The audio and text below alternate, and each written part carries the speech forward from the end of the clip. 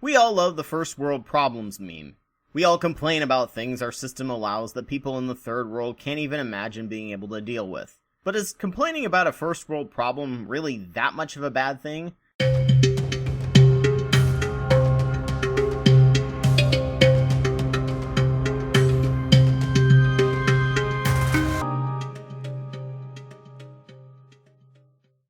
Well, it all comes down to perspective.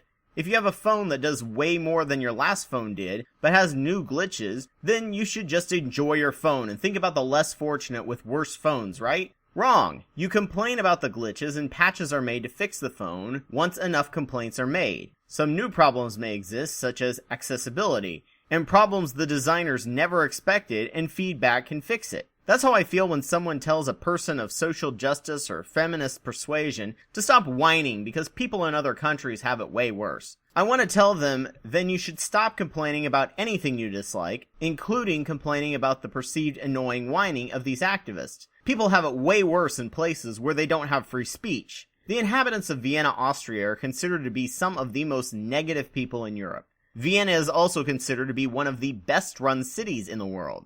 Many people view people who complain about things as negative and buzzkills. Most of my life I was viewed as someone negative because I found the way most systems ran to be highly inefficient. It's not that I was so negative, I was just innovative and dreamed big and thought of better ways to do things. I didn't compare things to a third world system, I compared it to what it could be. The citizens of Vienna are just like that. They're not content with a city that runs like other cities, they want it to run as close to the ideal as possible. This can have an impact on happiness and contentment, but if everyone's working on it, the feelings of togetherness and making progress can counter those negative emotions.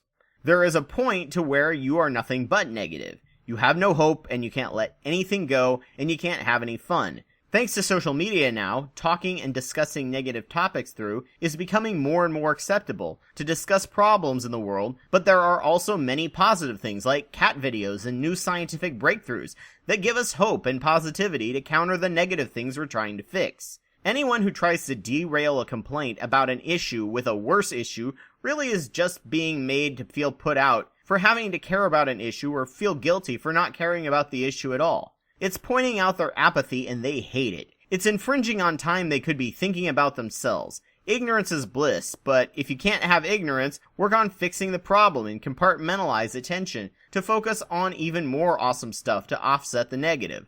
Looking at a problem sucks. However, the problem will never get better by ignoring it. In fact, it may just get worse. Looking at the problem and coming to terms with it, then analyzing the best course of action to fix it, is a sign of a mature mind. How about we finally grow up and change out of our dirty diapers we would rather sit in and pretend are fine because poo is gross and cleaning it is unpleasant, and figure out a better way to do it and prevent it like a big kid, and don't use the argument that the poor kids can't have diapers to avoid changing yours. Hey there, thank you so much for watching this video. If you liked what you saw from my channel, please subscribe and donate to my Patreon. If you have evidence to counter what I say, please provide it. If you would like to see what I was doing with this channel 6 years ago, please click the links on the screen. Thank you so much.